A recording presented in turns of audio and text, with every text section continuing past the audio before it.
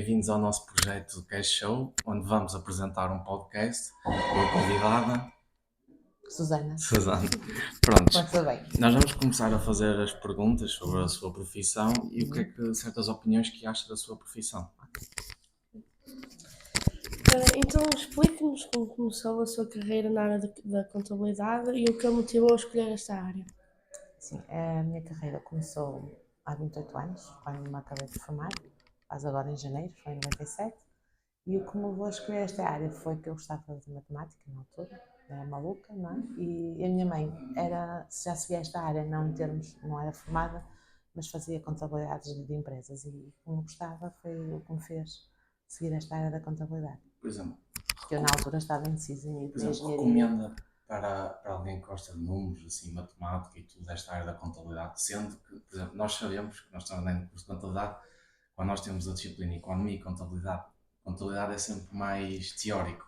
A contabilidade é mais prática de economia. Pois, mas, por exemplo, aqui nós falamos mais do que propriamente de exercícios. Pois. Sempre falar de impostos, cheias das empresas e tudo. Mas em termos de economia e contabilidade, a economia é mais teórica.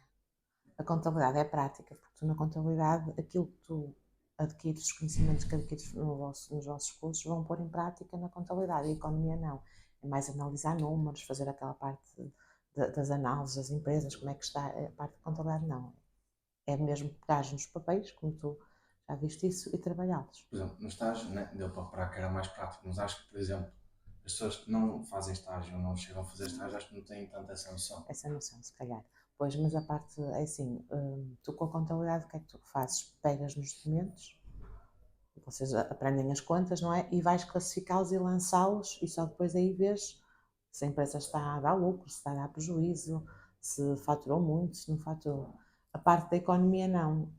Tem que ter um contabilista a fazer essa parte toda, para depois o economista analisar aqueles números e dizer como é que está a empresa. Pois foi aquilo que, por exemplo, se calhar nós antes do estágio não tínhamos essa noção, porque é o que eu digo, por exemplo, na aula, como é assim muito mais, não é de professor, mas também é tipo da matéria que nós estamos a dar, é sempre mais teórico, mais Fazem poucos falar, exercícios. É mais falar.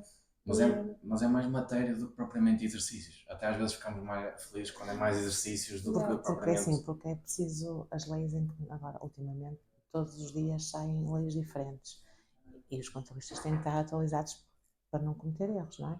E se calhar daí vocês darem muita teoria, mas na vossa vida, se vocês ingressarem pela contabilidade, é muito mais prática do que teórica. Nós às vezes quase temos pouco tempo para ler as leis que estão sempre a mudar. Tu vês que à quarta-feira eu ouço a bastonada, não, já estive a ouvi-la, não é? Nós estamos a ouvi-la e a trabalhar, porque há sempre coisas novas, não é? Sim. Mas é sempre muito mais prática. Pois acho que nos estágio dá para ter essa percepção que é muito mais prático do que realmente nós, se calhar, antes pensamos do que é. Pois, se calhar. Por isso é que faz bem Exato. na vossa sala. No estágio eu pensava que ia fazer muitas contas e quando cheguei lá não tinha nada. Porque hoje em dia, é assim, vocês aprendem a contabilidade como ela é. Eu quando comecei, eu não sei se expliquei a ti, mostrei-te aqueles papeizinhos como nós classificávamos. Eu classificava nos documentos, eu punha o débito e o crédito e depois alguém ia lançar no computador. E há mais tempo aquilo era tudo feito manual, em livros, não é? Nós, por causa do tempo e por causa das leis e por causa dos prazos, vamos automatizando as coisas e temos programas que nos permitem fazer isso.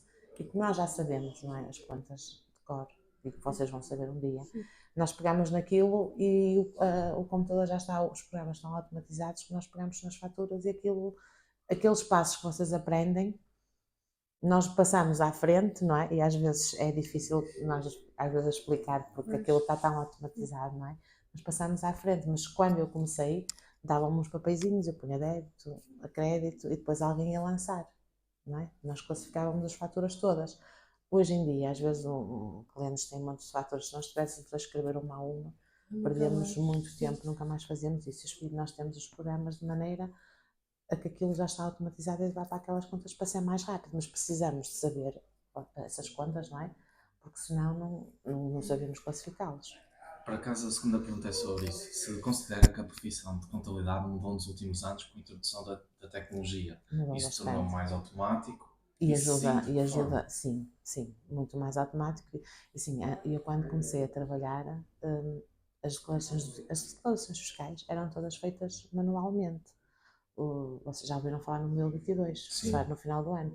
Aquilo era feito manualmente, nós tínhamos que pôr um papel químico para passar para a folha de baixo, porque nós tínhamos que ficar com o duplicado.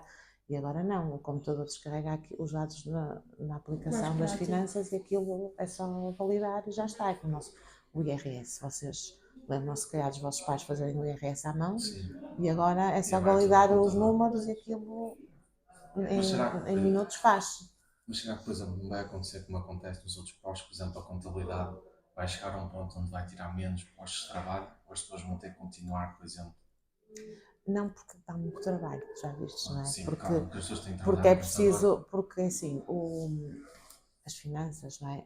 Para aqueles empresários que não têm contabilidade organizada, vocês já aprendem essa diferença com contabilidade organizada e sem contabilidade organizada. Eles estão a tentar automatizar as coisas com o cruzamento de dados dos SAFTs, para depois ser mais fácil só validar até mesmo a declaração do IVA e tudo. Mas para os outros empresários não, porque o que é uma compra para mim, para outra pessoa pode não ser uma compra, pode ser uma despesa e precisa sempre ser o contabilista para ver aquilo na atividade, o que é.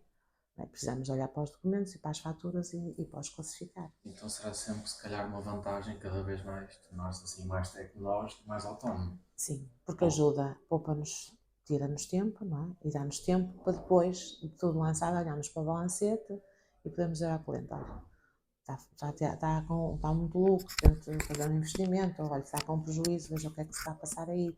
Temos mais tempo para isso. Quando é manual, chegamos ao final do ano e às vezes não conseguimos, quando era, não é?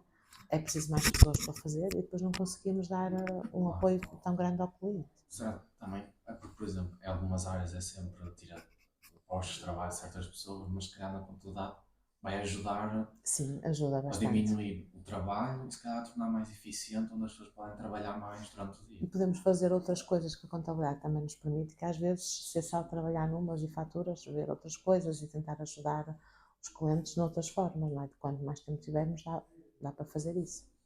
A terceira pergunta é: quais são os desafios mais comuns com que você se depara no seu trabalho diário?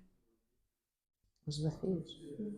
Assim, as dificuldades que costuma. É assim, é alguns clientes que são, é assim, nós temos muitos clientes e vocês vão ver, temos muitos empresários, isso é complicado, que acham que por ter uma empresa que aquilo é deles. Pronto. Então, se for preciso, pegam no cartão da empresa e vão comprar coisas pessoais e levantam dinheiro e às vezes nós explicamos que eles não podem fazer aquilo. E não adianta, às vezes é anos e anos e eles dizem, essa empresa é minha, essa empresa é a empresa e ele é ele, não é? Não podem misturar aqueles dinheiros porque depois, se calhar viram uma inspeção, podem ser tributados, não é? E isso ainda continua a ser os dados bancários que eles acham que nós queremos os dados bancários para ver quanto dinheiro têm na conta e nós precisamos de conferir, não é?